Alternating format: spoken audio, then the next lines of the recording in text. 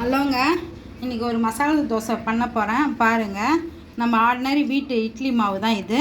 அதோடு நம்ம மசாலா தோசைக்கு ஏற்ற மாவு கலந்துக்கலாம். இது பாருங்கள், ஒரு ஸ்பூனு கடல மாவு இதை போட்டுக்கலாம். கொஞ்சம் சுகர், நான் உப்பு போட்டு கலந்து வச்சுருக்கேன். இதை வந்து நம்ம கரைச்சி வச்சிடலாம். இது கரைச்சி வச்சிடலாம். இப்போ நெக்ஸ்ட்டு மசாலா செய்கிறதுக்கு நம்ம இப்போ அதெல்லாம் உங்களுக்கு காமிக்கிறேன். மசாலாவுக்கு உருளைக்கிழங்கு வேக வச்சு வச்சுருக்கேன், வெங்காயம், கருவேப்பிலை, இஞ்சி பூண்டு தட்டி வச்சுருக்கேன், பச்சை மிளகாய், மஞ்சப்பொடி, கடுகு, கடலப்பருப்பு, உளுத்தம்பருப்பு. இது இப்போ நம்ம மசாலா செய்ய போகிறோம். இங்கே பாருங்கள், இது ஒயிட் சட்னிக்கு கொஞ்சம் தேங்காய், 2 பச்சை மிளகாய், 2 சின்ன வெங்காயம், 1 ஸ்பூன் பொட்டுக்கடலை. இது ஒயிட் சட்னிக்கு. ரெட் சட்னிக்கு வந்து சின்ன வெங்காயம் உரித்து வச்சுருக்கேன், காஞ்ச மிளகாய் தண்ணியில் போட்டு வச்சுருக்கேன், 1 டொமேட்டோ. இதை போட்டு நான் இப்போது ஒயிட் சட்னியோ ரெட் சட்னியோ செஞ்சிடுறேன். இப்போ மசாலா செய்கிறத பார்க்கலாம். சூடேறிடுச்சு. இப்போ கடுகு போட்டுக்கலாம், கடலைப்பருப்பு,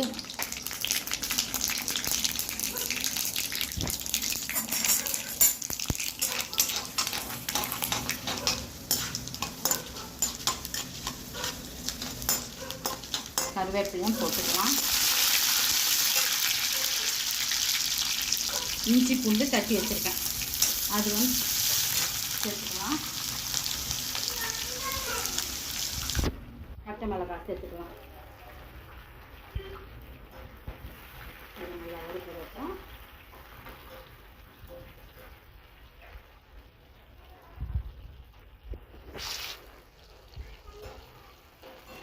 நீட் வாக்கில் வெங்காயம் கட் பண்ணி வச்சுக்கிறேன். அது நல்லா இது பண்ணி போட்டுடலாம்.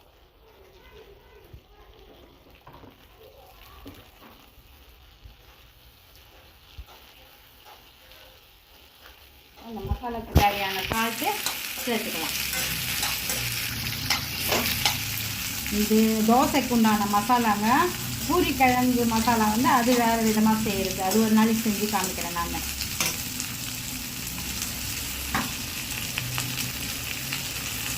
சால்ட்,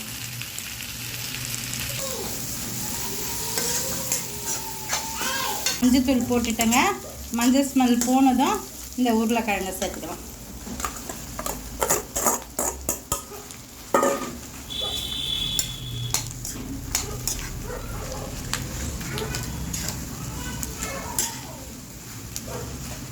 இது கலந்துட்டு இப்போ கொத்தமல்லி போட்டு நம்ம ரெடி பண்ணி வச்சுட்டு தோசையை சுடலாம். இருங்க பாருங்கள், மஞ்சள் ஸ்மெல் போயிடுச்சு. மஞ்சள் ஸ்மெல் போகிற வரைக்கும் நம்ம கொஞ்சம் அப்படி வதக்கி விடலாம் எண்ணெயிலே. இப்போ கொத்தமல்லியை போட்டுடலாம்.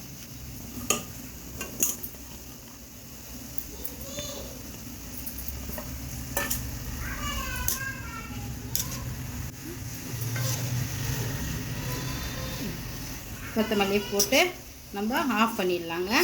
இப்போ கல் வச்சு தோசை சுடுறதை காமிக்கிறேன் பாருங்கள். இப்போ மசாலா ரெடி ஆகிடுச்சு. ஒயிட் சட்னி செஞ்சுட்டு தாளித்து வச்சுட்டேன். இது அப்படியே ராவையாக இருக்கட்டும், நம்ம தோசை மேலே தடவுறது இது அப்படியே இருக்கட்டும். இப்போ கல் வச்சுருக்குறேன் கேஸில். இப்போ தோசை கல் வச்சுட்டேங்க. இப்போ கொஞ்சம் தண்ணி தெளிச்சுட்டு நம்ம இது பண்ணிடலாம். மாவு எடுத்து ஆர்டினரி நம்ம வீட்டு இட்லி மாவு ஏதாங்க, அந்த கடல மாவு சேர்த்தோம், சர்க்கரை சேர்த்தோம். மசாலா தோசைக்குன்னு தனியாக கடலப்பருப்பு வெந்தயம்லாம் ஜாஸ்தி போட்டு ஆட்டி வைப்பாங்க. திடீர்னு பிள்ளைங்க கேட்டாங்கன்னா இப்படி செய்யலாங்க.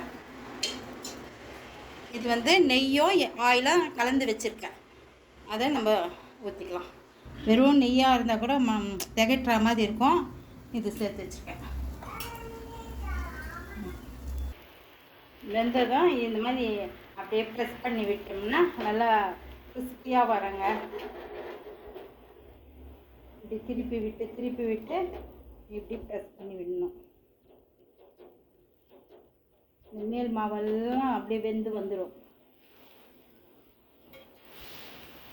இது பாருங்கள், இங்கே பாருங்கள், எல்லாம் ப்ரௌனிஷாக அப்படியே கிறிஸ்பியாக வருது. இப்போது நம்ம இந்த ரெட் சட்னியை ஸ்ப்ரெட் பண்ணி விட்டுக்கலாம். குழந்தைங்க சாப்பிட்றதுனா கொஞ்சம் கார சட்னி கம்மியாகவே இது பண்ணுங்கள். பெரியவங்களுக்குன்னா நல்லா கழுவி வச்சுக்கலாம்.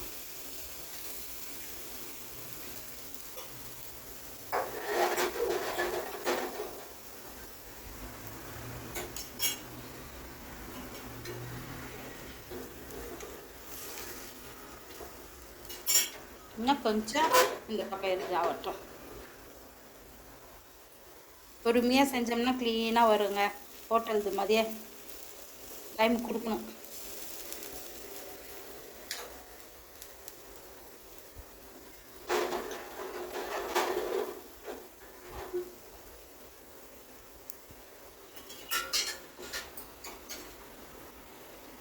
இப்போ உள்ள இந்த மசாலாவை ஸ்ப்ரெட் பண்ணலாம். ஒரு பக்கம் வைக்கலாம். வச்சுட்டு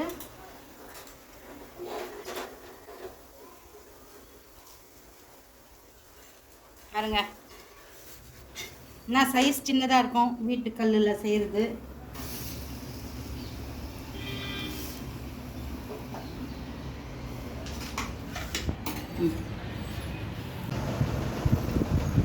பாருங்கள், நல்லா கிறிஸ்பியாக வந்திருக்கு. இப்போ பாருங்கள், எங்கள் வீட்டு சின்ன குட்டீஸ்க்கு நான் ஊட்டுறேன். அவன் சாப்பிட்டுட்டு எப்படி இருக்குதுன்னு சொல்லுவான். பாருங்கள்,